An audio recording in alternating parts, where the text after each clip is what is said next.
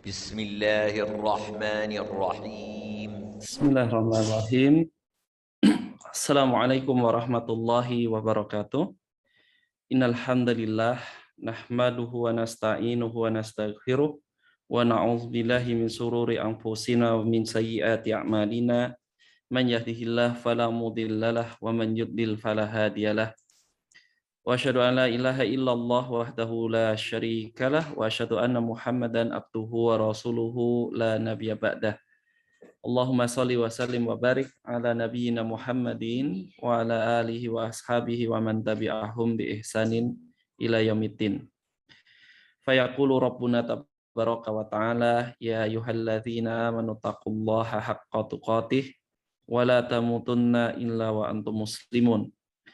Ya ayyuhan nasu taqu rabbakumul ladzi khalaqakum min nafsin wahidah wa khalaqa minha zawjaha wa batha minhuma rijalan katsiran wa nisaa wattaqullaha alladzi tasaaluna bihi wal arham innallaha kana 'alaikum raqiba amma ba'd fa inna asdaqal kalami kalamullah wa khairal hadyi hadyu Muhammadin sallallahu alaihi wa ala alihi wasallam wa syarrul umuri muhdatsatuha wa kullu muhdatsatin bid'ah wa kullu bid'atin dhalalah wa kullu dhalalatin finnar. Ikhwani wa akhwati fillah rahimani wa rahimakumullah. Insyaallah malam hari yang penuh barokah kali ini kita akan melanjutkan pembacaan dan pembahasan ringkas dari kitab Tazkiratus Sami' wal Mutakalim fi Adabil Alim wal Muta'allim.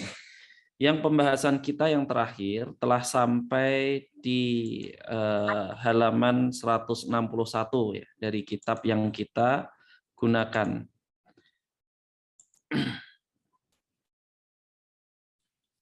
Di halaman 161, yakni ketika kita membahas salah satu yang dicontohkan oleh Kanjeng Nabi SAW berkaitan dengan para sahabat yang Nabi SAW memuliakan mereka. Dinyatakan di sana wa an Aisyah radhiyallahu anha kana Rasulullah SAW yukanni ashabahu ikraman lahum. Ya, dari Aisyah radhiyallahu taala anha bahwasanya Rasul sallallahu alaihi wasallam yukanni, ya, memberikan nama kunyah atau memanggil dengan kunyahnya terhadap para sahabat beliau sallallahu alaihi wasallam, ikraman lahum, ya, sebagai bentuk pemuliaan atau penghormatan bagi mereka. Nah, ikhwani wa akhwati fillah rahimani wa rahimakumullah, dari pernyataan Ibnul Jamaah ya, di dalam bagian ini kita tahu bahwa hendaknya seorang dai, seorang yang mengajarkan atau mengenalkan ilmu agama, ilmu Islam kepada orang lain, dia menghindari julukan-julukan atau panggilan yang jelek bagi orang yang didakwahinya. Ya, bahkan kalau bisa kemudian memberikan julukan-julukan, panggilan, kunyah. Kalau kunyah ini kan sebenarnya bisa dinyatakan asal muasalnya dari budaya Arab yang kemudian dijadikan sebagai syariat dengan apa yang dilakukan oleh Kanjeng Nabi Shallallahu Alaihi Wasallam terhadap para sahabat yang diberi kunyah meskipun mereka belum memiliki anak. Ya, istri beliau sendiri, yakni Aisyah radhiyallahu taala anha, diberi nama kunyah Ummu Abdillah, ya, padahal beliau tidak memiliki putra. Nah, begitu juga sahabat-sahabat yang lain yang dipanggil dengan nama kunyahnya atau diberikan nama kunyahnya. Jadi dengan demikian sebagian ulama, ya, atau katakanlah jumhur ulama menyebutkan bahwa pemberian kunyah ini disunnahkan, ya. Nah, meskipun ini asal muasalnya dari urf, ya, atau budaya. Yang kalau di kita berarti ini untuk menghormati, memuliakan orang lain. Kenapa? Karena pada dasarnya seorang itu ya punya sifat, pada dasarnya memiliki sifat untuk berbangga dengan keturunan, ya. Artinya bangga dengan keturunan yang baik, ya, ketika kemudian berasal dari keluarga yang baik, ya, keluarga yang terhormat, maka dia senang dinisbatkan kepada bapaknya, sehingga kemudian dipanggil dengan Ibnu Fulan, gitu ya. Nah, Ibnu Fulan.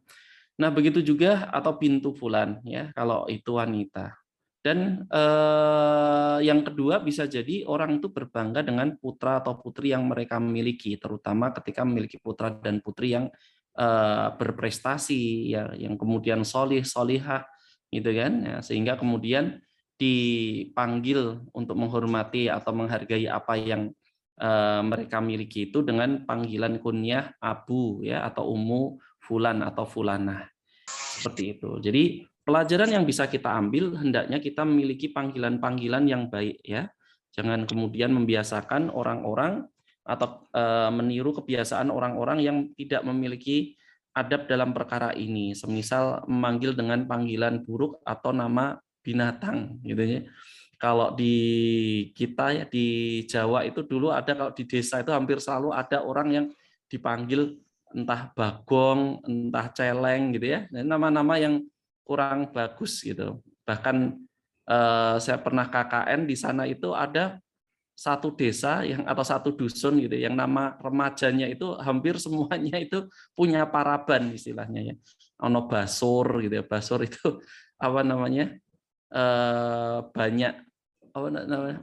Angsa, nah soang dipanggil basur, ada yang dipanggil celeng, ada yang dipanggil gendok dan lain-lain gitu. Panggilan-panggilan yang buruk, ya, yang sebenarnya ini harusnya dihindari oleh seorang yang berilmu. Meskipun, ya, kemudian orang meniatkannya untuk dekat. Artinya untuk kemudian berasa keluarga sendiri. Akan tetapi ini adalah adab yang buruk, ya. Dan Allah Subhanahu wa taala tidak meridhai perkara yang demikian. Wallahu taala a'lam. Kita lanjutkan. Kita lanjutkan perkataan Ibnu Jamaah, ya, di halaman berikutnya.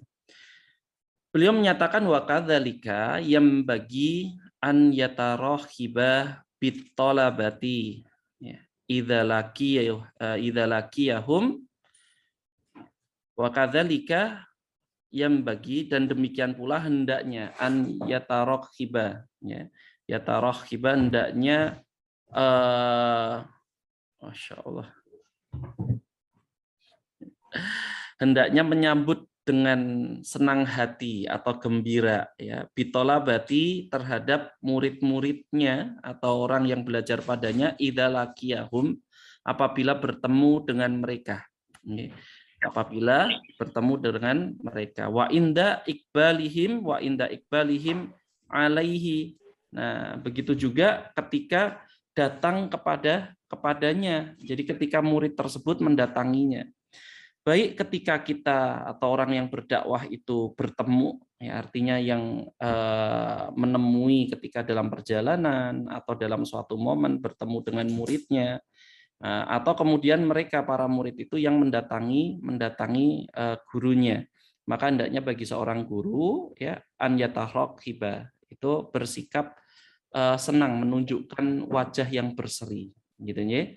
Jadi wajah yang berseri, yang menyenangkan, jangan merengut, gitu ya, atau kemudian melipat wajah. Nah, sampai kemudian ada apa namanya di perumahan yang dulu yang tempat kami tinggal, gitu ya, ada terkenal di tetangga itu ada yang menyebut salah seorang dai di sana. Ini tidak perlu disebutkan perumahannya, untuk mungkin sudah tahu semua.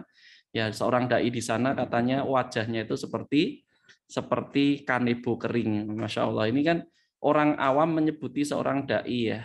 Nah, mungkin karena memang sifat dasar, ya, sifat dasar atau akhlak yang tidak terbiasa untuk menunjukkan wajah yang berseri, sehingga sampai dijuluki wajahnya seperti kanebo kering, kusut. Ini waliyadzubillah, ya. Kemudian wa yukrimahum idza jalasu ilaihi, dan juga memuliakan mereka, ya. Memuliakan mereka atau menghormati mereka jika duduk, ya. Idza jalasu, jika mereka itu duduk, ilaihi, di majelisnya. Jadi ketika mereka datang hadir untuk duduk mendengarkan apa wejangan yang kita sampaikan atau ilmu yang kita bagikan, gitu ya, diingat kembali bahwa seorang yang berdakwah bukanlah orang yang lebih tahu, tapi orang yang berdakwah berarti dia adalah orang yang lebih dulu mengetahui. Lebih dulu mengetahui itu dalam tingkatan ilmu bisa jadi sama, ya. Hanya saja Allah Subhanahu wa taala menakdirkan di dalam tangga sanad kita lebih dulu gitu. Jadi tingkatannya lebih lebih dulu, ya. Dari sisi keilmuan bisa jadi lebih banyak orang yang kita bagikan ilmu kepadanya itu, ya, mengumpulkan ilmu lebih banyak daripada kita, dan itu bukan penghalang untuk berdakwah, ya. Karena bisa jadi apa yang kita riwayatkan dari guru kita itu sesuatu yang baru yang belum dimiliki oleh orang yang belajar kepada diri kita atau murid-murid kita.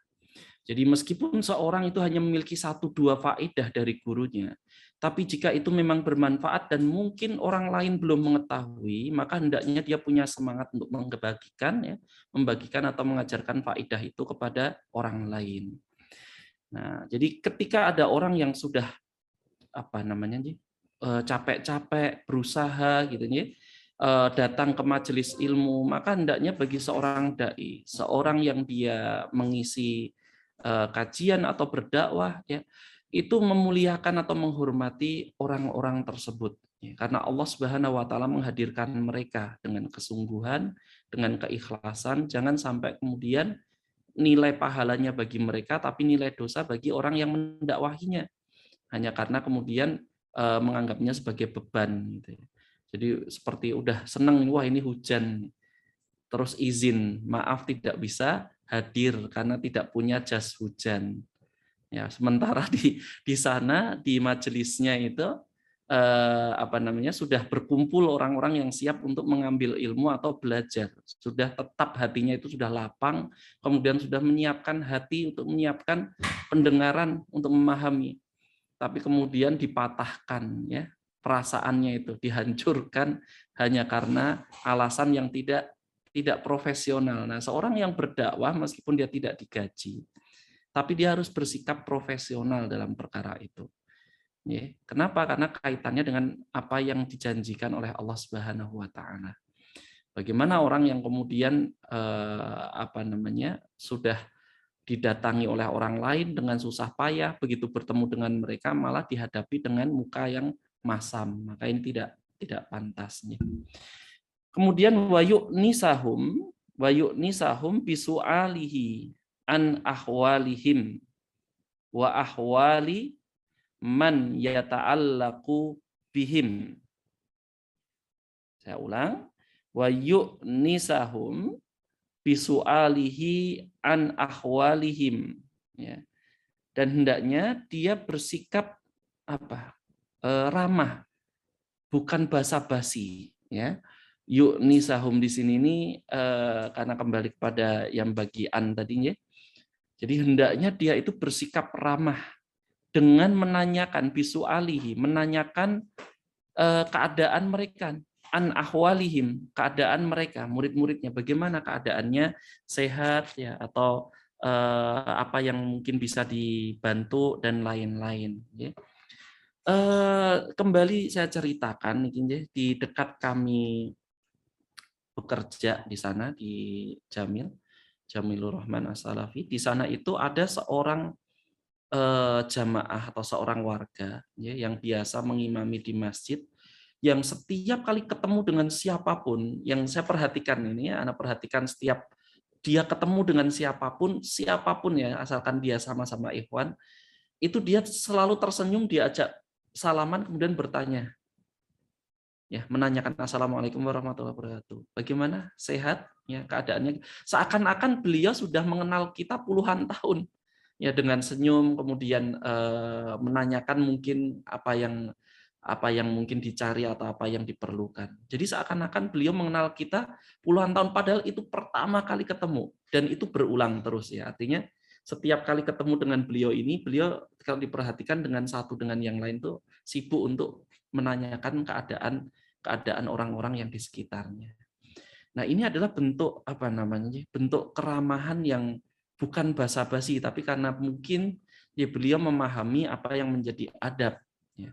Dan ini yang kemudian diruntuhkan atau dihancurkan oleh istilah-istilah di zaman sekarang, ya, dengan istilah SKSDSB, ya. Sok kenal, sok dekat, sok baik, ya. Padahal kata sok di sini ya, sok-sokan gitu. Sok-sokan ini kan berarti kaitannya dengan niat.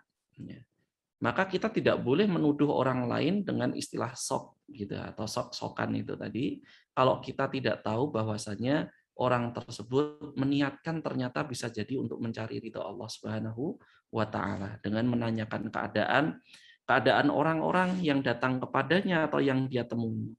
Wa ahwali man yata'allaqu bihim, atau keadaan orang-orang yang berhubungan atau berkaitan dengan mereka, keluarga mereka, ya, orang tua mereka, seperti itu. Ya.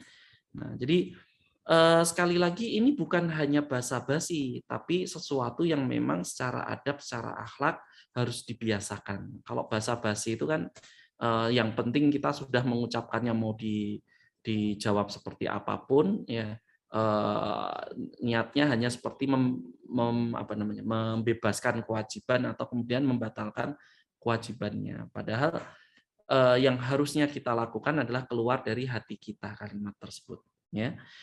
Nah, ini dilakukan ba'da raddi salamihim, ya, setelah dia mengucapkan salam, ya, mengucapkan salam kepada atau menjawab, ini berkaitan dengannya setelah menjawab salam. Ba'da raddi ini berarti menjawab, mengembalikan salam mereka. Jadi kalau mereka mengucapkan salam pada kita, ya maka kemudian dijawab dan kemudian menanyakan keadaannya. Ini sedetil itu, ya, Ibnu Jamaah memberikan keterangan.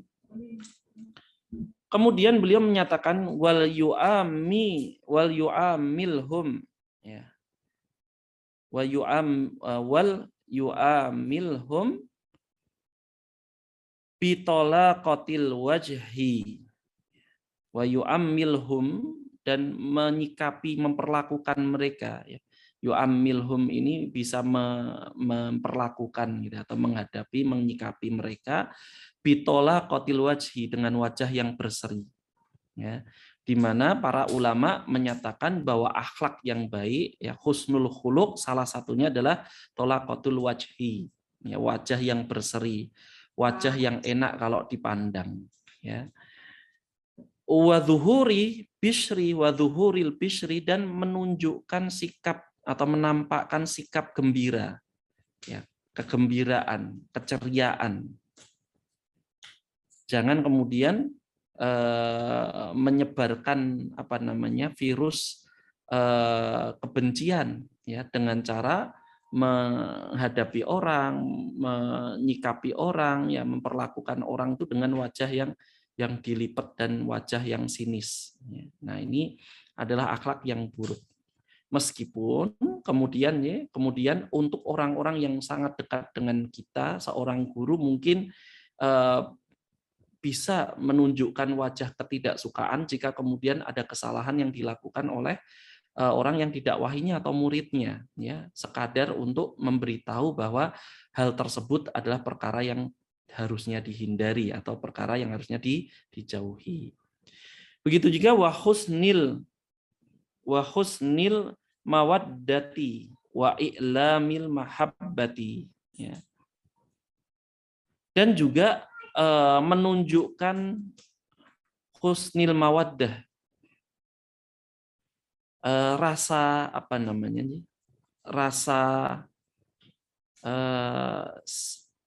simpati, empati gitu, ya, simpati atau empati, agak lupa. Ya, keduanya, ya, berkaitan dengan simpati maupun empati, wa i'lamil mahabbah, ya. Begitu juga menunjukkan kecintaan, rasa cinta. Begitu juga yang selayaknya dilakukan adalah wa itmari syafaqah,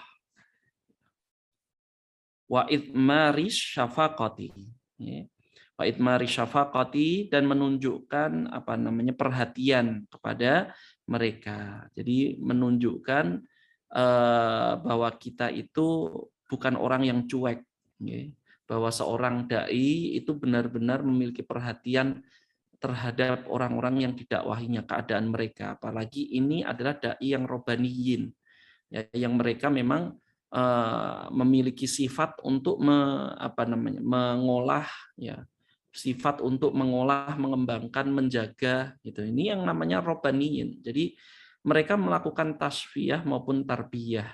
Ya, bukan hanya melakukan tarbiyah tanpa tasfiyah, tapi keduanya harus dilakukan. Tasfiyah itu artinya dia memurnikan dari kesalahan-kesalahannya, artinya kalau itu lahan ya disiangi gitu ya, gulmanya, kotorannya dihilangkan, dan dia lakukan tarbiyah dengan memupuk, mengembangkan.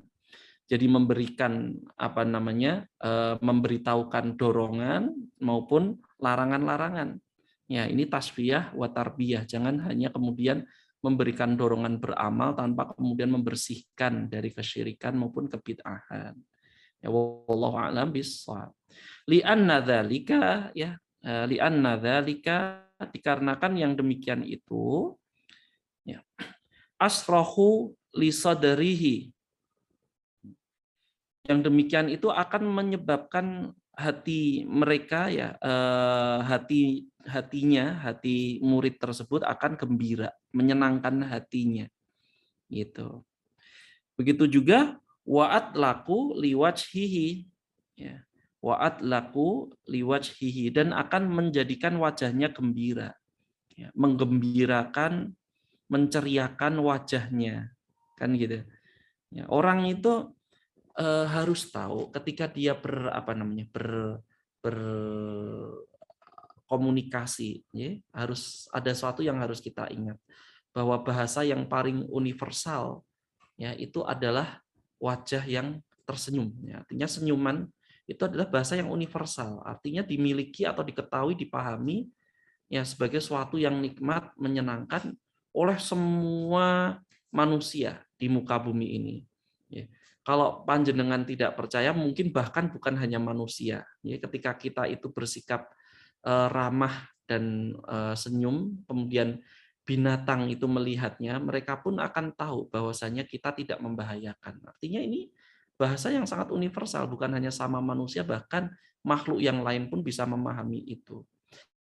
Maka perlakuan seorang dai kepada mat'unya dengan baik, dengan wajah yang menyenangkan tadi, itu akan membuat mat'u itu juga senang. Karena yang namanya senyuman dan kesedihan itu sifatnya viral, sifatnya viral.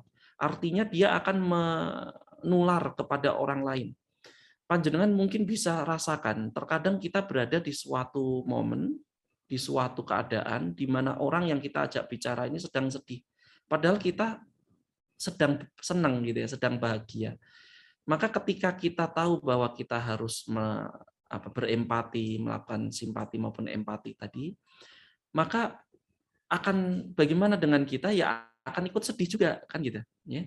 Artinya memang yang namanya ekspresi seseorang itu sifatnya viral, dia akan menular. Ya, sehingga kalau di dalam majelis ilmu hendaknya jangan memasang wajah yang kaku, yang kasar, yang keras, yang kalau bahasa Jawanya itu nyekengkeng gitu ya. Sudah ditambah dengan suara yang kemudian meninggi, nadanya tinggi sepanjang pelajaran atau sepanjang majelis ilmu 1 jam, nadanya tinggi terus. Ya, didengarkan di dalam hati itu bikin jantungan. Masya Allah. Terkadang sebagian dai itu seperti itu. Terkadang sebagian dai itu seperti itu. Ya, kita mengalami. Ya mungkin ini sifat dasar, tapi jika kemudian kita ingin mengambil ilmu darinya, jangan kemudian diambil contoh akhlaknya. Ya, ambillah ilmunya, tapi untuk akhlak-akhlak yang kurang pas, kurang tepat, maka kita ambil contoh yang benar, uswah hasanah yang lebih tepat. Wallahu a'lam bishawab.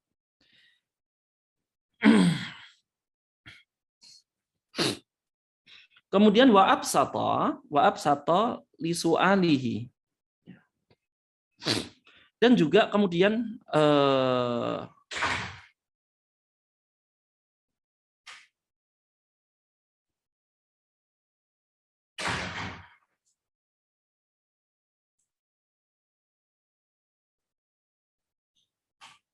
wa absata li su'alihi, dan memberikan kesempatan baginya itu untuk bertanya, ya. Atau membuka kesempatan baginya itu untuk bertanya. Jadi mungkin orang yang kita temui itu adalah orang yang memiliki kebutuhan, ya. Mungkin butuh pertolongan. Mungkin juga memang ingin menanyakan sesuatu yang penting, tapi kemudian dia sungkan. Nah, maka hendaknya kita sekali lagi sensitif. Nah, dalam hal ini memberikan kesempatan atau memberikan peluang dia untuk bertanya. Wa yazidu dan wa yazidu fi dzalika liman liman yurja falahuhu. Dan terlebih lagi, ya, lebih lagi wa yazidu di sini ini lebih lagi atau lebih dari itu, ditambahi lagi fidzalika dalam perkara-perkara tadi itu, liman yurja untuk orang-orang yang kita harapkan, ya, kita harapkan falahuhu, ya, kita harapkan apa namanya, kebahagiaannya, ke apa namanya, kemenangannya, kurang pas ini, ke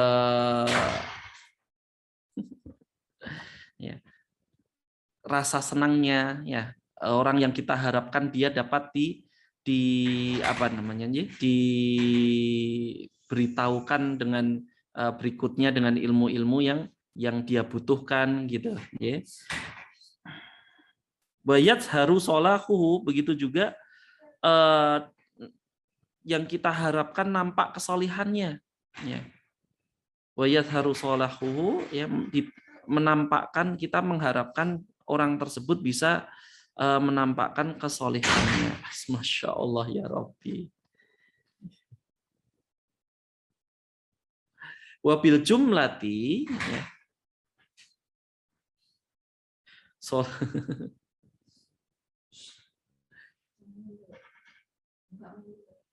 Wabil jumlati, dan ringkasnya, gitu ya, atau kesimpulannya atau diringkasnya itu, wah ini kurang pas ini ya, sukun di sini ini geser ke mim, fahum, ini bukan fahmu tapi fahum, ya. Fahum wasiyatu Rasulillahi sallallahu alaihi wasallam, ya, fima rawahu Abu Sa'id Al-Khudri radhiyallahu anhu, ya. Dan sebagai ringkasnya, ya, adalah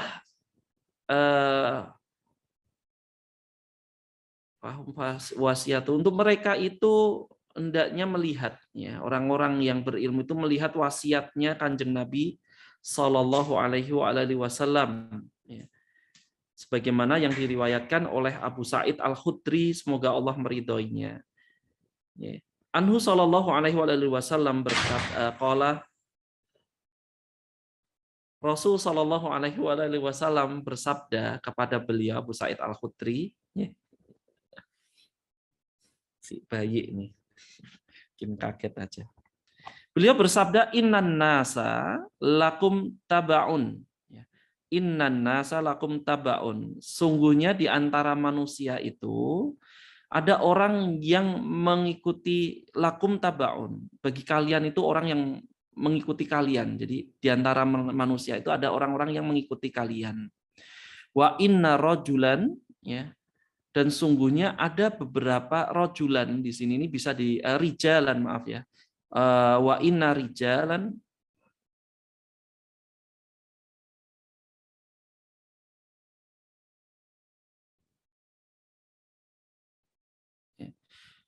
dan sungguhnya ada beberapa orang di sini, meskipun rijal, laki-laki, ya, tapi maknanya manusia. Dan sungguhnya ada beberapa manusia, artinya tidak hanya satu dua, mungkin jamak, bisa jadi banyak, ya. Yang mereka itu ya'tunakum min aktoril ardi.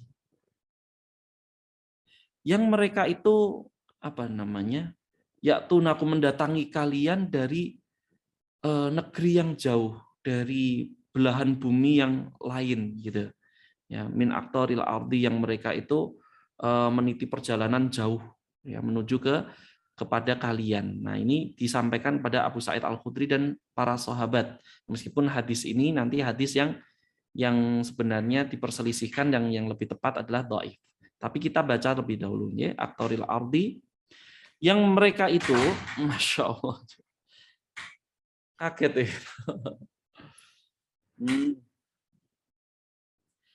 yang mereka yatafaqqahuna fiddin, yang mereka itu belajar ilmu agama, yang memperdalam, yang datang dari belahan bumi yang jauh untuk yatafaqqahu.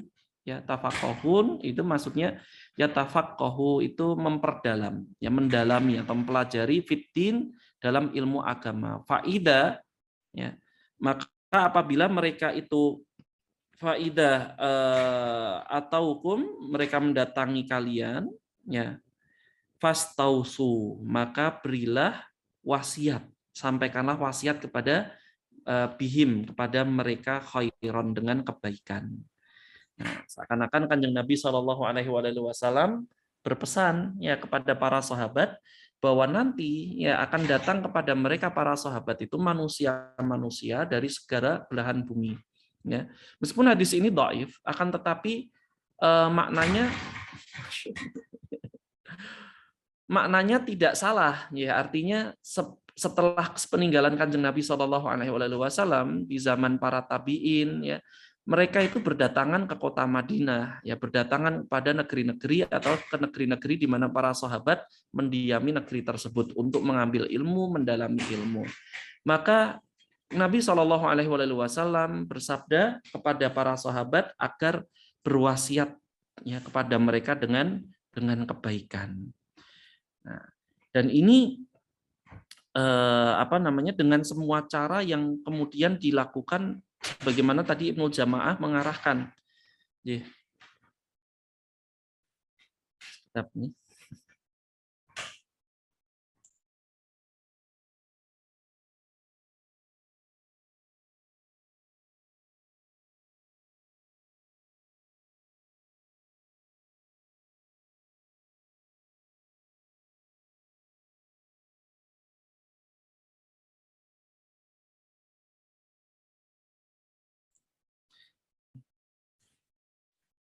Sebagaimana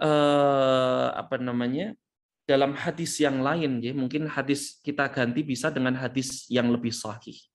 Hadis yang diriwayatkan dari seorang sahabat Malik Al-Huwairis, ya, radhiyallahu an, sebuah hadis yang mungkin potongannya ma'ruf di kalangan kita berkaitan tentang sholat, ya. Di mana Malik Al-Huwairis, riwayat Imam Bukhari di dalam sahihnya, beliau menyatakan, ya, berkaitan tentang uswahnya Kanjeng Nabi Shallallahu Alaihi Wasallam, bagaimana beliau memberikan contoh yang baik terkait dengan nasihat kepada orang-orang yang belajar kepada beliau Shallallahu Alaihi Wasallam. Malik Al-Huwairis radhiyallahu an, beliau mengatakan atain Nabi Shallallahu Alaihi Wasallam wa nahnu syababat, ya, syababatun mutaqaribun, ya. Kami pernah datang kepada Kanjeng Nabi Shallallahu Alaihi Wasallam dari negeri yang jauh. Nah, wa nahnu syababatun mutaqaribun, sedangkan kami ini beberapa orang remajanya atau beberapa orang pemuda yang dekat, artinya sobatan gitu ya, sobatan. Mereka bersahabat satu sama lain. Maka fa'aqamna indahu isrina yauman wa lailatan, ya. Maka kami pun belajar, ya, kami belajar menetap tinggal bersama Kanjeng Nabi Shallallahu Alaihi Wasallam selama 20 hari 20 malam. Jadi 20 hari 20 malam. Wa kana Rasulullah Shallallahu Alaihi Wasallam rahiman rafiqan. Dan adapun Rasul Shallallahu Alaihi Wasallam itu adalah seorang profil guru, seorang murabbi, seorang pengajar, seorang dai yang sifatnya itu rohiman rofiqan, yang sangat sayang dan juga sangat lembut, ya, lemah lembut dan memiliki sikap yang sangat sayang, sensitif seperti itu. Maka falama dhanna anna qadistaihaina, ya, ahlana au qadistaqna sa'alna amman tarakna ba'dana. Maka ketika beliau menyangka, beliau pun melihat kami dan menyangka atau menebak, ya. Beliau merasakan bahwasanya kami ini sudah mulai ada perasaan rindu, kangen dengan keluarga kami di rumah, di kampung gitu ya. Atau ingin bertemu dengan mereka. Jadi pengen mudik lah, kalau bahasa kita pengen mudik. Maka sa'alna, ya, maka beliau Shallallahu Alaihi Wasallam menanyakan kepada kami amman tarakna ba'dana, ya, apakah kami ini apakah kami ini akan pulang atau berkeinginan untuk pulang ataukah tidak. Fa'akhbaronahu, ya, maka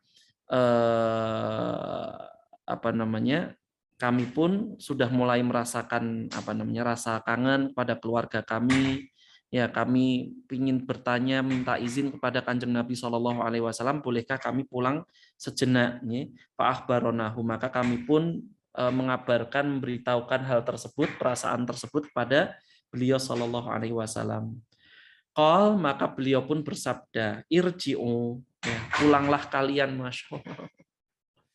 Pulanglah kalian ke rumah kalian, ila ahlikum, ya, kepada keluarga kalian, fa'aqimu fihim, ya, dan tinggallah dengan mereka, ya, tinggallah dengan mereka, wa'allimuhum wa muruhum, ya, dan ajarkanlah kepada mereka ilmu, ajarilah mereka ilmu. Ini nasihat nih Kanjeng Nabi Shallallahu Alaihi Wasallam pada para murid-muridnya, yakni Malik Al-Huwairis dan sahabat-sahabatnya, beberapa sahabat yang lain yang akan mudik.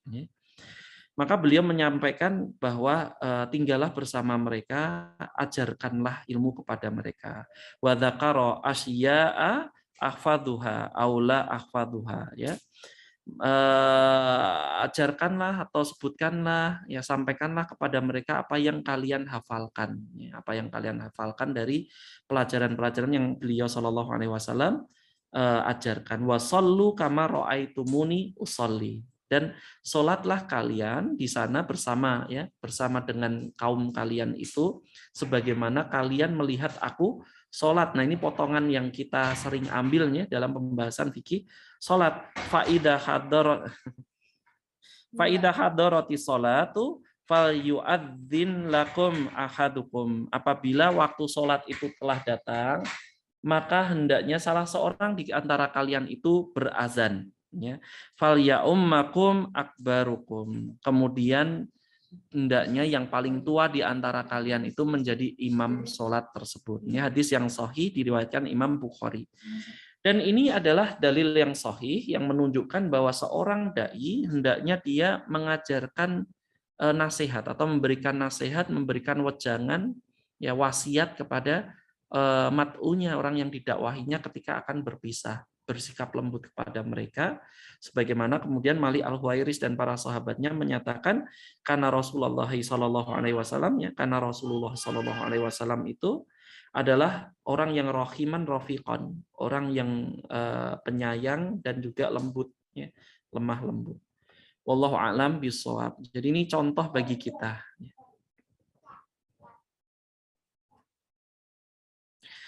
Kemudian Ibnu Jamaah, beliau menyampaikan contoh-contoh dari para ulama salaf, ya. Beliau menyatakan wakana Buwaiti,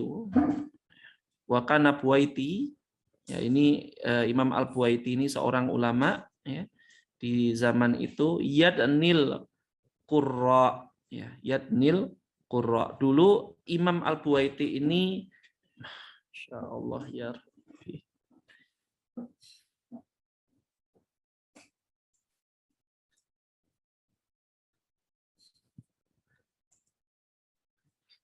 dulu Imam Al-Buwaiti ini mendekati atau dekat dengan para qurra, para orang-orang yang menghafalkan Al-Qur'an, ya, ahli qiraah, orang-orang yang dia mempelajari ilmu Al-Qur'an, ya.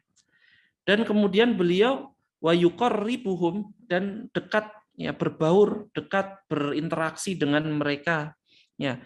Idza talabu tiladolabul ilma, ya, apabila mereka itu menuntut ilmu, ya, artinya ketika mereka itu belajar atau mencari ilmu. Jadi Imam Al-Buwaiti ini seorang ulama, akan tetapi ketika dia itu melihat para penuntut ilmu, para qurra itu mempelajari ilmu, maka beliau mendekati mereka dan suka untuk berinteraksi dengan mereka, karena ini adalah keutamaan, ya, dekat dengan para orang yang belajar itu adalah keutamaan. Minimal kita kecipratan ya, atau mendapatkan manfaat berupa semangat karena melihat orang-orang belajar dengan rajin. Meskipun kita pemahamannya mungkin tidak seperti mereka, sebagaimana orang-orang ahlul qura itu ahli Quran, ya, ahli qiraat itu ketika mereka menghafalkan Quran, maka lebih mudah ketika dilakukan bareng-bareng.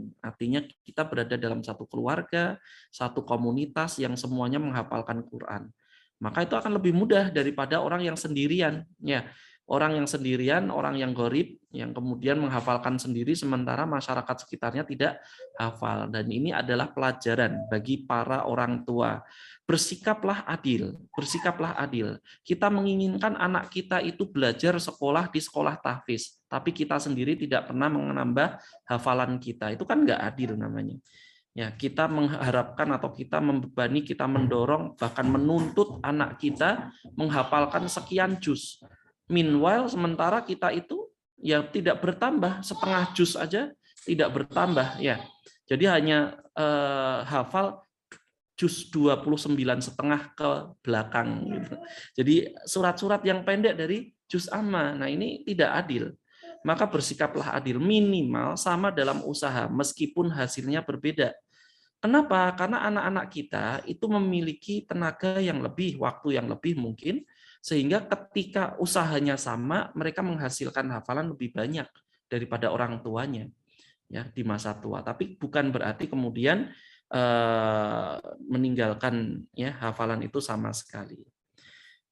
Nah, kemudian wa yu'arrifuhum dan mengenalkan kepada mereka ya atau memberitahukan kepada mereka, mengenalkan pada mereka itu fadla Syafi'i, ya, keutamaan Imam Asy-Syafi'i. Jadi mengenalkan, menyebutkan, memberitahukan ya agar mereka ma'ruf di kalangan para ahlu qiraat itu ya keutamaan-keutamaan gurunya Imam Al-Buwaiti ini, yakni Imam Asy-Syafi'i Muhammad bin Idris radhiyallahu anhu, semoga Allah meridhoinya. Nah, begitu juga menyebutkan tentang wafadla kutubihi, ya wafadla kutubihi, dan juga menyebutkan keutamaan-keutamaan ya fadla kutubihi. Kutubihi di sini ini adalah jamak taksir ya, dari kitab. Jadi kutub kitabnya Imam Asy-Syafi'i maksudnya ya keutamaan dari kitab-kitabnya Imam Asy-Syafi'i. Wa yaqulu ya di mana kemudian dia berkata ya karena Syafi'iyu ya karena Syafi'iyu ini bisa dikatakan dulu Imam Asy-Syafi'i itu waduh ini ya'muru bidzalika ya, ini kurang jelas nih di hasil scan dari kitabnya. Ya'muru bidzalika karena Syafi'iyu ya'muru bidzalik ya. Jadi dulu Imam Asy-Syafi'i mengajarkan kami atau memerintahkan yang demikian. Ya. Jadi memerintahkan yang demikian, yakni menyebutkan tentang keutamaan guru, ya. Kemudian mengajarkan agar kemudian muridnya itu besok kalau menjadi seorang alim ulama berdakwah, maka hendaknya dia bersabar menghadapi para mat'unya. Ya, wa yaqulu, ya kemudian dia berkata, ya. Dia berkata juga, ya, isbir, ya, isbir, bersabarlah engkau. Lil ghuraba terhadap orang-orang yang asing, ya, orang-orang asing, wa ghairihim dan selainnya. Jadi baik orang yang asing maupun orang-orang yang kita kenal. Ya, kenapa? Karena mereka itu terkadang tidak mengetahui keutamaan seorang dai. Ya, sehingga mereka tidak memperlakukan guru sebagaimana mestinya. Ya, dia menganggap bahwa orang-orang yang sudah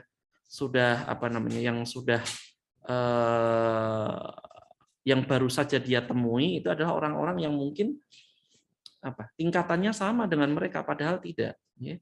Padahal bisa jadi yang kita temui ketika kita itu asing terhadap orang yang kita ambil ilmunya, orang tersebut adalah orang-orang yang mengalami proses pembelajaran yang sangat dahsyat ya, yang kita sendiri mungkin tidak pernah bisa mengalami hal yang sama. Nah, ini penyakitnya orang zaman sekarang itu adalah mereka hanya belajar atau mau belajar pada orang-orang yang kibar saja. Nah, itu kesalahan, itu penyakit nih. Jadi seakan-akan menyatakan saya inginnya selamat, maka saya hanya belajar pada ulama kibar. Perhatikan, kata ingin selamat ini sebenarnya tidak mereka bawa. Yang mereka inginkan, sebagian dari mereka hanya untuk bersombong, angkuh bahwasanya dia tidak mau menerima ilmu dan dari orang yang tidak terkenal, orang-orang yang gharib, dan kemudian dia berbangga, dikatakan sebagai saya muridnya Ustadz Fulan, saya ini belajar dari Ustadz Fulan, saya muridnya Ustadz yang terkenal. Nah, maka timbangan ilmunya akan jauh sekali, sebagaimana yang telah kita bahas yang telah lalu. Ya, jadi hendaknya isbir li ghuraba, bersabarlah engkau terhadap orang-orang yang asing, wa ghairihim minat talamis, dan yang tidak asing, ghairihim berarti orang-orang yang kita kenal, minat talamis dari para santri, para murid gitu. Wakilah, dan dikatakan karena Abu Hanifah, bahwasanya Abu Hanifah Nu'man bin Sabit itu adalah akroman nasi mujalasatan, adalah orang yang dia paling orang yang paling terhormat, orang yang paling mulia, akroman nas mujalasatan, orang yang paling terhormat di majelisnya, di majelisnya atau di majelis ilmunya. Begitu juga beliau adalah wa asyaddahum ikraman li ashabihi, dan orang yang paling hebat dalam menghormati, jadi dalam penghormatannya terhadap murid-muridnya, li ashabihi di sini pada orang-orang yang dekat atau di sekitarnya, yakni orang-orang yang belajar kepadanya. Jadi jangan hanya gila penghormatan, tapi hendaknya dia juga menghormati muridnya, seperti itu. Dan kalau kemudian ketemu dengan orang-orang yang gharib, orang-orang ghuraba, para orang asing melakukan kesalahan atau menyakiti perasaan kita yang berdakwah, maka perhatikanlah, bawalah selalu surat Al-A'raf ayat 199. Ini ayat yang sangat penting terkait dengan akhlak yang husnul khuluq, akhlak-akhlak yang baik, di mana Allah Subhanahu wa taala berfirman khuddil afwa, khuddil afwa wa amru bil urfi wa a'rid anil jahilin. Khuddil afwa, jadilah kalian tuh pemaaf, berilah maaf, wa'mur bil urfi, dan perintahkanlah perkara ma'ruf, perkara yang baik. Perintahkanlah orang lain, ajarkanlah pada orang lain, wa'mur, perintahkanlah kepada mereka itu perkara yang bil urfi, yang ma'ruf, yang baik, yang biasa dilakukan dan dikenal oleh manusia, bahwa perkara tersebut adalah perkara yang terhormat. Wa'arid anil jahilin, dan berpalinglah dari orang-orang yang bodoh, dari orang-orang yang jahil. Jadi anggaplah orang yang dia tidak mengetahui kedudukan seorang alim itu adalah orang-orang yang jahil, maka berpalinglah dari mereka, jangan ditanggapi, seperti itu.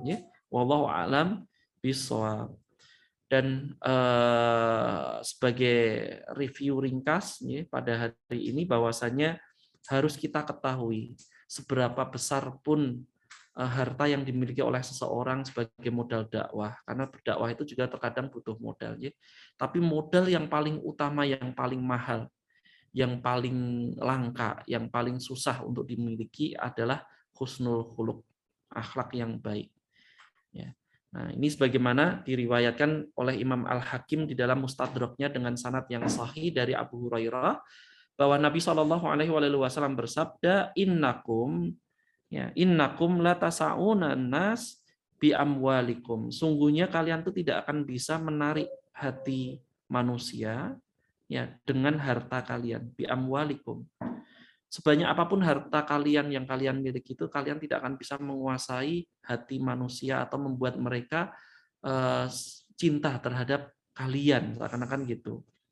Walakin Ya, akan tapi liyasahum minkum bastul wajhi wa husnul khuluq.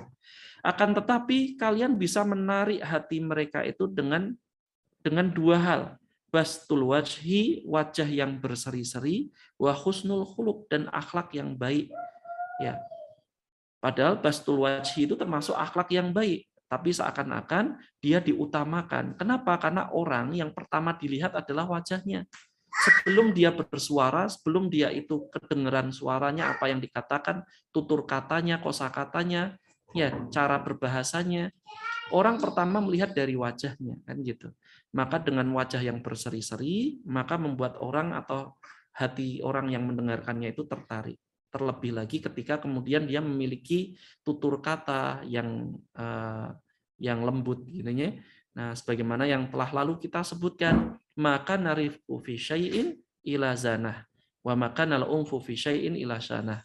Ya. Tidaklah suatu kelemah lembutan atau kelembutan itu ada di suatu perkara, melainkan akan memperindah perkara tersebut, apapun itu. Dan tidaklah suatu sikap keras, kasar berada di suatu perkara, melainkan akan memperburuk, menjelekkan perkara tersebut. Ya, aku lu qouli hadza wa astaghfirullah li wa lakum wa lisairil mu'minin fastaghfiruhu innahu wal ghafurur rahim. Nah, sampai sini ya, karena ini adalah penutup bab. Jadi insya Allah di pertemuan selanjutnya kita akan masuk ke bab berkaitan tentang adab yang dimiliki atau hendaknya dimiliki oleh seorang penuntut ilmu. Ini silakan kalau mungkin ada yang hendak didiskusikan. Bismillahirrahmanirrahim. Ini ada pertanyaan yang masuk di kolom chat. Bismillah. Dari hadis yang tadi kita bacakan, yaitu tentang hadis orang yang datang dari tempat yang jauh untuk menuntut ilmu. Ya, ini hadis yang tadi ada di halaman 162. Yakni ketika Kanjeng Nabi Shallallahu Alaihi Wasallam bersabda kepada Abu Sa'id Al Khudri, ya, Inan nasa lakum tabaun. Sesungguhnya ada sebagian manusia atau para manusia itu yang nanti akan menjadi pengikut kalian. Wa inna rijalan ya'tunakum min aqtaril ardi, ya, dan sesungguhnya nanti akan ada sebagian orang atau orang-orang yang mereka mendatangi kalian min aqtaril ardi, dari segala penjuru bumi, yang yatafaqahuna fiddin, yang mereka akan mempelajari atau memperdalam ilmu agama. Fa idza ataukum, apabila mereka mendatangi kalian, fastausu bihim khairan, maka berwasiatlah kepada mereka dengan kebaikan. Nah, kemudian tadi kita sebutkan ya, di catatan kaki sebenarnya hadis ini diberikan pentahqiq memberikan keterangan sanadnya itu dhaif jiddan, ya. Sanadnya itu sangat lemah, ya, sangat lemah. Jadi dari situ kita tahu bahwa hadis tersebut tidak makbul. Kalau tidak makbul berarti dia tidak bisa dijadikan sebagai hujjah. Akan tapi kita menyampaikan tadi hadis Malik Al-Huwairis, ya, yang mendatangi Kanjeng Nabi Shallallahu Alaihi Wasallam dengan para sahabatnya. Mereka semua pemuda yang kemudian belajar pada Kanjeng Nabi Shallallahu Alaihi Wasallam dan kangen rumah, ya, kangen rumah, kemudian izin untuk pulang dan diizinkan oleh Nabi Shallallahu Alaihi Wasallam dan kemudian diberikan nasihat atau wasiat. Nah, apakah ini bisa diartikan sebagai pengajar, ya, dibolehkan kita memberikan perhatian lebih pada mereka yang datang dari tempat yang jauh tersebut? Maka jawabannya adalah ada di pelajaran yang telah lalu. Jangankan tempat yang jauh, ya, jangankan tempat yang jauh, bahkan orang yang gharib, orang yang asing yang dia belum pernah datang atau kita asing terhadap orang tersebut di majelis ilmu kita, maka hendaknya seorang pengajar memberikan perhatian lebih kepada orang tersebut. Ya, untuk melunakkan hatinya. Ini di adab-adab penuntut adab seorang pengajar yang awal-awal, ya, dari 14 adab yang kita bahas. Bahwa kalau dia ada di suatu majelis, memulai majelis ilmunya, atau dia kemudian memberikan ilmunya, menyampaikan ilmunya, kemudian datang katakanlah anak baru gitu ya, murid baru, nah, di kalangan mereka. Nah, maka sudah sepantasnya untuk diberikan perhatian lebih akan kemudian, Masya Allah, ini sebentar. ala kulihal, jadi bukan hanya diperbolehkan, bahkan seyogianya memang kita memiliki perhatian yang lebih, ya. Dan kita juga mengajarkan kepada orang-orang lain, sahabat-sahabat kita, murid-murid kita, atau orang yang kita dakwah itu, agar mereka pun memperhatikan orang yang asing, agar kemudian tidak menjadi mereka tidak selalu tidak lama kemudian keasingannya itu tidak lama gitu ya, sehingga kemudian dia tertarik untuk kembali mendatangi majelis ilmu tersebut, ya kemudian menjadi akrab, ya kemudian semua kesulitan yang mungkin dia alami selama dia menuntut ilmu itu bisa dibantu oleh yang lain. Karena terkadang seorang penuntut ilmu yang gharib, yang asing itu, dia datang ke situ dari jauh, ya. Atau bisa jadi dari dekat, jarak yang sebenarnya dekat cuma jadi jauh karena nggak tahu jalur ke situ, belum pernah ke situ dengan cara yang berbeda. Ya, misalnya dia harus muter gitu ya. Ibaratnya kalau mau dari daerah Atakwa, pesantren Atakwa ke Palem, dia nggak tahu kalau di situ itu ada eretan yang bisa motong jalan gitu untuk nyebrang sungai. Dia harus muter dulu ke Wisma Asri, ya ke jembatan Wisma Asri. Nah, maka kita bisa bantu ya dengan memberitahukan ya bahwa oh antum kalau lewat jangan lewat sana, muter kejauhan, lewat sini aja. Nah, dari mana kita bisa mengetahui seperti itu? Kan karena kita memberikan perhatian yang lebih terhadap orang-orang asing tersebut. Jadi mereka tidak terasa teralienasi gitu ya, terasa terasingkan. Ya, sehingga menjadi kemudian kapok tidak mendatangi majelis ilmu lagi. Tentu tanpa kemudian membebani mereka. Artinya perhatian itu jangan kemudian membuat mereka menjadi point of view-nya ya, menjadi fokus perhatian para murid atau tulab yang lain, sehingga kemudian dia malah malu sendiri karena dilihat oleh sekelas atau semajelis. Ya, tapi hendaknya kemudian dia datangi ya seorang guru itu atau seorang dai itu kepada orang-orang gharib ini ya setelah selesai majelis, atau mungkin di kesempatan yang di akhir-akhir majelis ya. Mungkin kemudian kita beritahukan bahwa orang tersebut tampak mencatat, misalnya ini pernah terjadi ya. Jadi ada sebagian yang datang baru hari itu dan dia tertinggal berarti karena selama ini sudah datang majelisnya panjang. Nah, kita yang sensitif melihat itu tidak perlu bertanya kepada dia tentang apakah dia itu nanti ketinggalan atau tidak. Kita tahu dia mencatat dia ketinggalan karena sudah ini pertemuan yang ketiga misalnya ya. Maka kita beritahukan bahwa kajian pertemuan pertama dan kedua bagi yang mungkin tertinggal itu bisa disaksikan atau dilihat di channel ini atau rekamannya ada di sini atau mungkin rekamannya bisa dimintakan ke panitia dan lain-lain. Jadi ini bentuk perhatian kita, ya. Tidak selalu kemudian harus sesuatu yang wah seperti itu. Wallahu a'lam bishawab. Jadi bukan hanya tempat yang jauh, yang penting adalah dia gharib. Ya.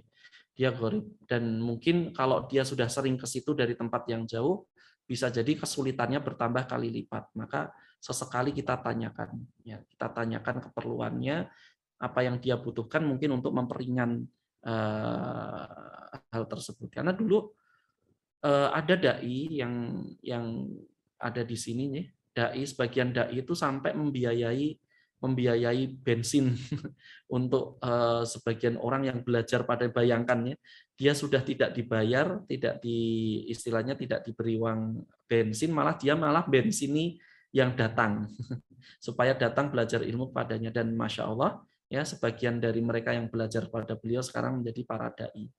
Ya, ini karena lahir dari akhlak yang mulia seperti itu. Wallahu a'lam bishawab. Ya, mungkin itu yang bisa saya jawab dari pertanyaan ini. Silakan monggo kalau mungkin ada yang lain. Ya, kalau tidak ada, jadi kita telah sampai di akhir dari bab asani, bab busani, bab yang kedua, yakni akhlak fi adabil alim, ya, tentang adabnya seorang yang berilmu, fi adabil alim, yang berkaitan tentang tolabatihi, tentang murid-muridnya, wa halaqatihi, dan begitu juga halaqah ilmu atau kelas yang dia adakan. Dan dari halaman berikutnya sampai ke bab yang berikutnya itu adalah catatan kaki. Ini catatan kaki terkait dengan hadis tadi, dhaif jiddan tadi, yang kemudian peneliti atau muhakik memberikan beberapa keterangan terkait kedhaifannya.